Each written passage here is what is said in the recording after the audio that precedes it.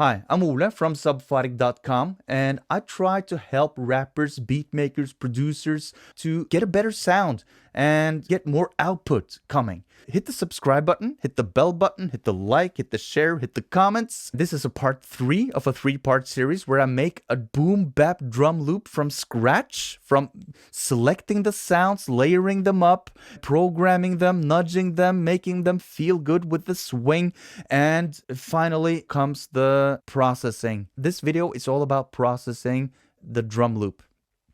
My principle here is to go easy and steady, not making too many tweaks, because too much processing eats up the drums and make them sound muffled and lifeless. So my goal or my objective here in this video is to insert some more life and vitality into the drum loop that I've already created in part 1 and part 2 of this series. You can check them out as well if you haven't already. And as a free gift to this video, which is relevant because I use the very sounds in this video, which is also included in the free sample pack that is linked in the description. Download it. It's 20 kicks, 20 snares, 20 hi-hats, 5 basses, and 5 transitional effects. More than enough to keep your feet running when it comes to making fat boom bap beats. Now, without any further ado, let's just dive into Logic Pro and see what we'll do.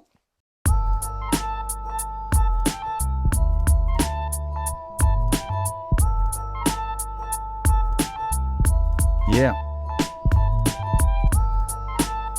So you see the drums are coming into the drum bus, and if I mute the drum bus, I will only hear the loop, which goes directly to the mix bus. Listen. Okay. Now let's solo the drum bus and listen.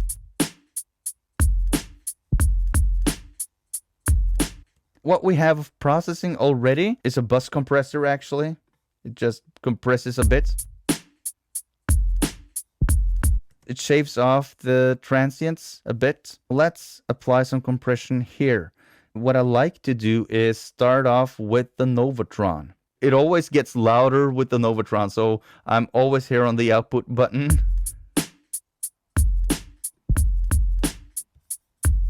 Let's compress it a bit.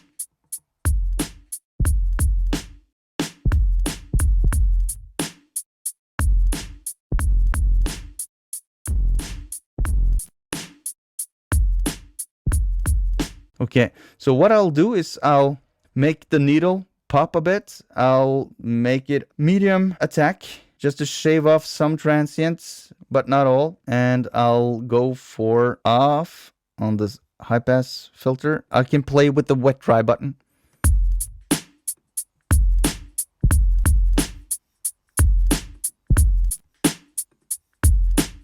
Listen to the snare.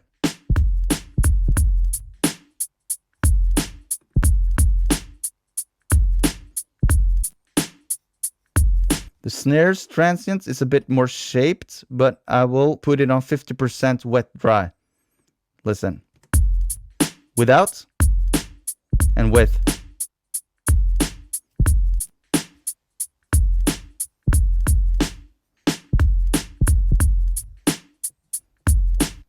Then I'll add in some saturation.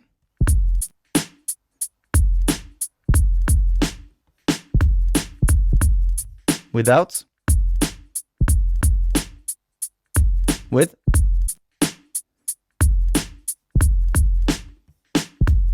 Nothing more than that. Next plugin will be another compressor, a cleaner compressor. I could have done this before the other one, but I'm just working intuitively now. So listen up.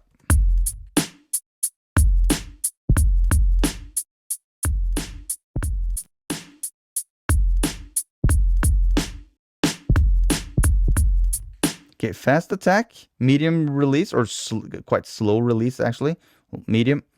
And play with the threshold ratio 4:1.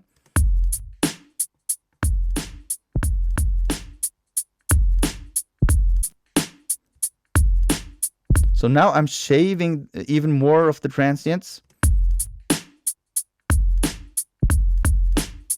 You can see here demonstrated how the transients are actually shaved, but I think it's a bit too extreme, so I'll add in some dry gain from the dry signal and decrease a bit of the wet gain and adjust the output level.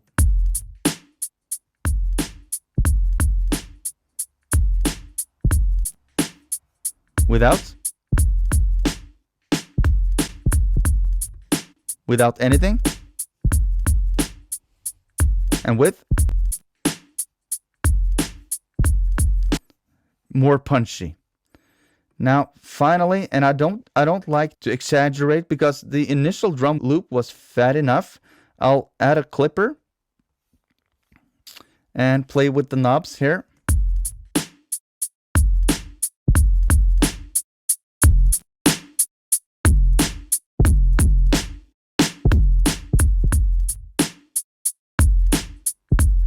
I like to go quite extreme when I'm tweaking, and then I'll back off and reference with before and after so that I get a more pleasable result.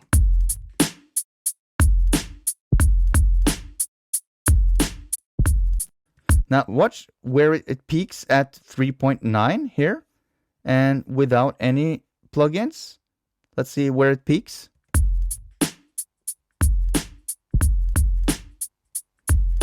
Peaks up at 1.9. Now look, let's do with the processing.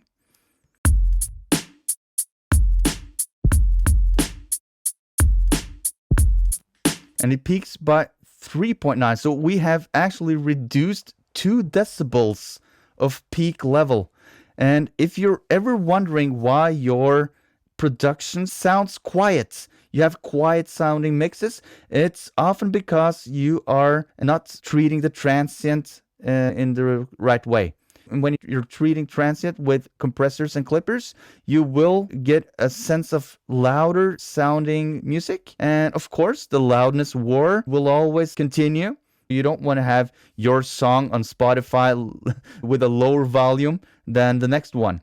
And it's not as simple as just turning up or turning down the volume on a track, because then you will distort. If you have a quiet mix and you just turn the volume knob into oblivion to match other professional songs, you will distort because your drums haven't been treated correctly. So I'll show you. I'll demonstrate visually how this is. So I'll bypass this and I will make a bounce and I will export it. Now you see here, they are equal in loudness. But you see the shape of the transients, they're much louder and more even distributed. Like so. Look, it's for instance here. I think this might be a snare sound. Look at this. How much louder the sound is here compared to here, and how quiet it is here compared to here. So this is the transient is much more it's much sharper here than it is here. Here it's more even. You see here, they're equal in loudness. You see also the hi-hats are louder here than here. Now let's just listen again. Okay. Now we can mix it in back in.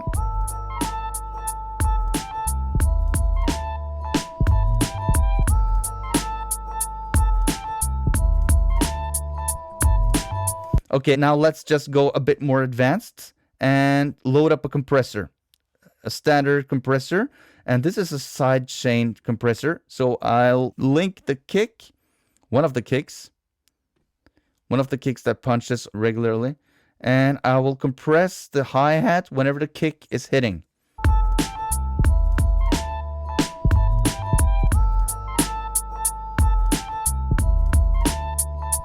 Okay, this is extreme. I'll just lower it a bit.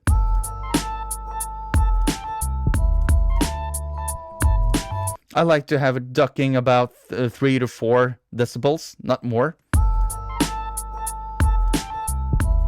It makes for more vibe. I've seen tutorials before where you would lower the gain on individual hi-hat notes. And this is a better way, I think, because it's more real sounding when you sidechain it like this. So that's a golden nugget for you right there, if you didn't know about it before. And I could also do this with the snare. I'll just copy it and do the same setting, but just change it to snare.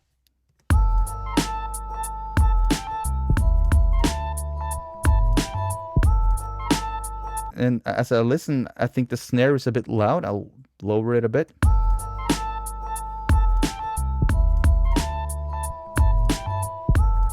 Maybe turn it up a bit.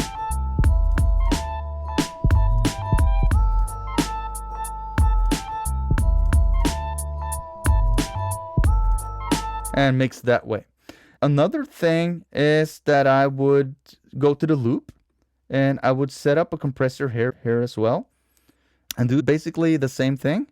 I would use the kick and I would lower it a bit.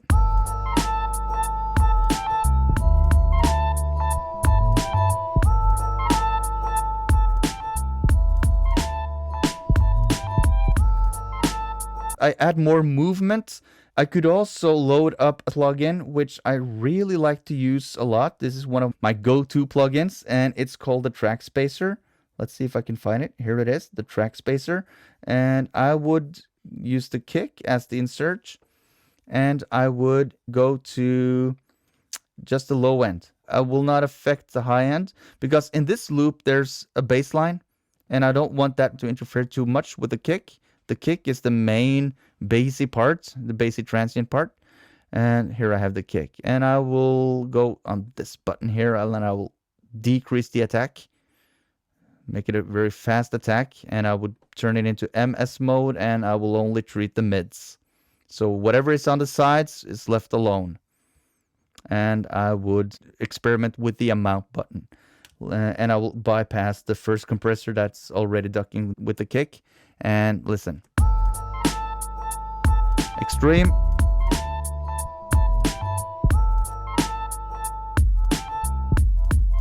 Listen to how the bass is ducked.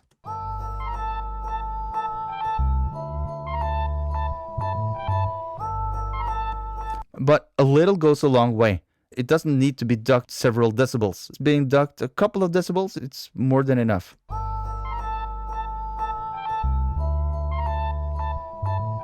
I don't want to hear the bass being ducked. That's my principle. If I can hear it, it's too much, and then I'll back off a bit. Knowing that it's being ducked a bit, making for a cleaner low end in total.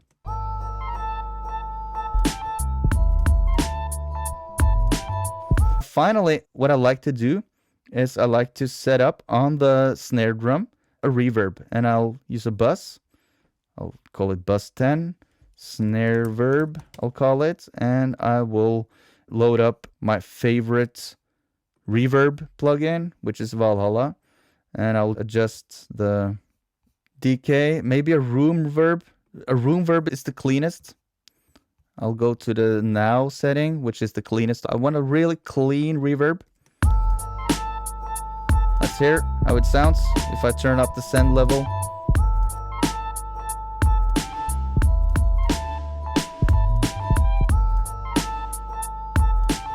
Just a pre-delay for a bit more of an echoey effect.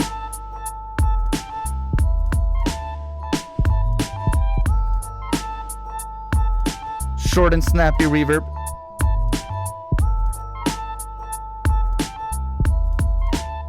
That's it. Without.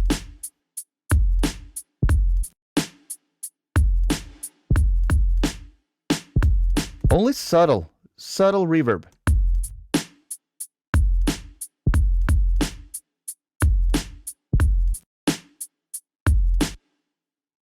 And that's it.